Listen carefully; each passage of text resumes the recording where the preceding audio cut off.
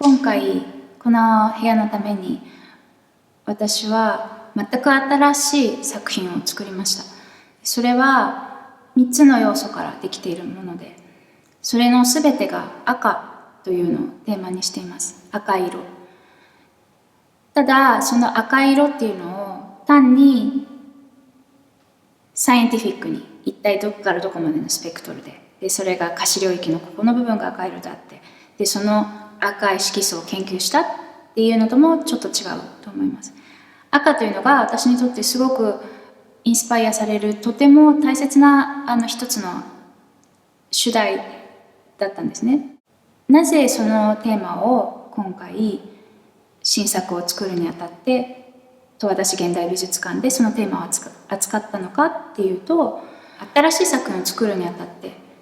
リサーチをさせてもらったんですが、その時に一番最初にリサーチをしたかった、一番最初に自分の体で感じたかった場所というのが十和田湖だったんです。十和田湖にまっすぐに行って、最初展示室を見た後はもうすぐ十和田湖に行って、私にとっては初めてだったんですけれども、その十和田湖があんな透明で水深が深くて美しい夏だったんですが、湖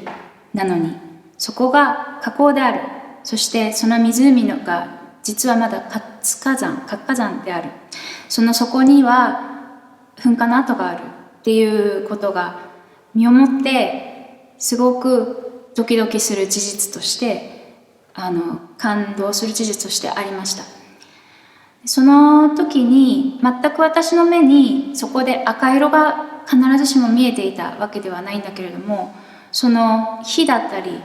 どこか私のスケール、身長とか体のスケールでは分からないところにあるその命のような赤色っていうのがまるで見えるような、あんな透明な湖に体をつけるだけで足の下の方からこう火に引っ張られるような、火に足を引っ張られるような、何か不思議な冷たい湖の中ですごく不思議な感覚がして、でそのことが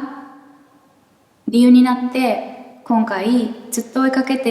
びたび追いかけているその赤色っていうのを、この十和田での新しいプロジェクト、新しい作品を制作するのに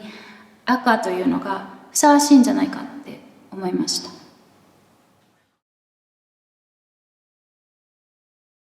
ここの床に並べているのは石なんですけど、石の中でも浮岩と呼ばれるもので、別の名前では軽石とか浮石と呼ばれています。それは十和田湖の火山が噴火した時にすごく遠くまで飛んだ、最もその中で気泡を含んで溶岩の中から噴火の時に出てくるさまざまな石の中でも最も気泡を含んで軽かったものが火口よりも遠くまで飛んで、さらに中に気泡を含んで軽いので水にも浮くぐらい比重が軽かった、そういったものなんですね。さらに浮岩の中でも中にまるで生きているかのように赤い色が残っているもの、一部分に。でその赤い色が展示室を入ってきた時に人の目に触れるような形でこっちを向いている、そういうふうな並べ方でこの床に並んでいるんですけれども、これを私は軽石はいろいろなものは軽石としてあるんですけれども、その中でも私がこれを浮岩と呼ぶのは水に浮くからなんですね。で水に浮くということは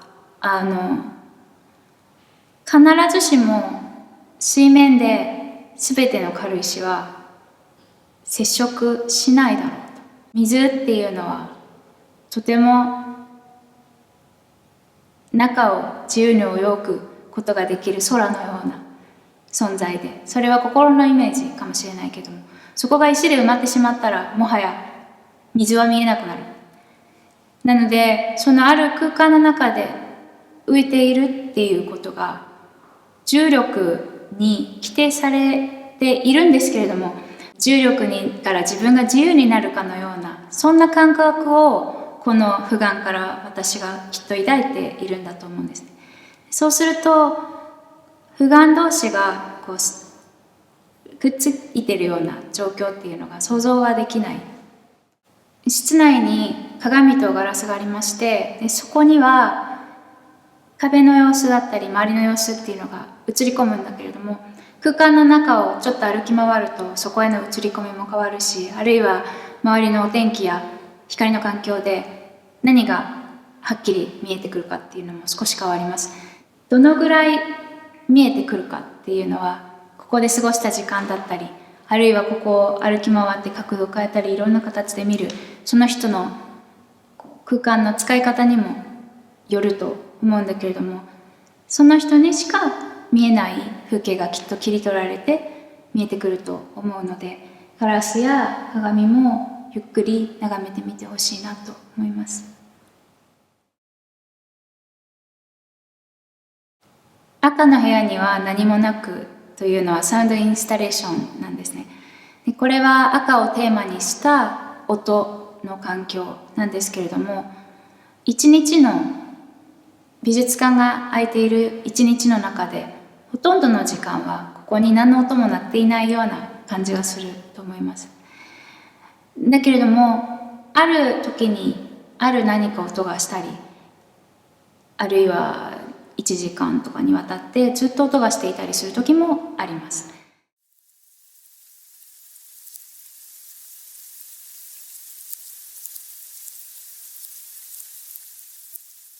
これは例えば青森であるいは十和田でお天気がどんどん変わったり空模様が変わるように、この音もまるでお天気みたいにどんどん変わる。で自分が思った時に鳴る音ではないかもしれないけど、ふと自分が予想もしていなかった時に音がして、でその音が何か空間を包み込んで、自分の見てるもの、耳から聞こえてくる音が何か見ているものだったり見え方っていうのを変えてしまうような、そんな力もあるんじゃないか。そういうお天気が色を変えるように、見ているものの色を変えるように、光を変えるように、その音があることであるいはないことで空間全体での体験が変わる。そして目で見るものも変わる。たとえ色だって変わる。そういうことにチャレンジしてみたかった。目が燃えるくらい太陽をじっと見続けていたら目は燃えてしまうって小さい頃から教わるんですけれども、それでも見続けていたいぐらい太陽が魅力的だから、そんな風に母親が私に言ったのかなと思うんですね。なのでここに来た人が赤い光をここの空間の中で探して、そして十和田の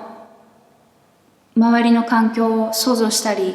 あるいは自分が過去に見た風景や過去に知っていた赤、信じている赤っていうものと、ここで見る赤がどういうふうに反応するのか、どういうふうにそこに新しい赤が生まれるのかっていうようなことをもし感じてくれたら、そしてさらにそれが音や何かのインスタレーションとも重なって、ここの部屋にいる間にどんどんその感覚が変化するようなことをもし経験してもらえるのであれば、それは私にとってもとても嬉しいこと。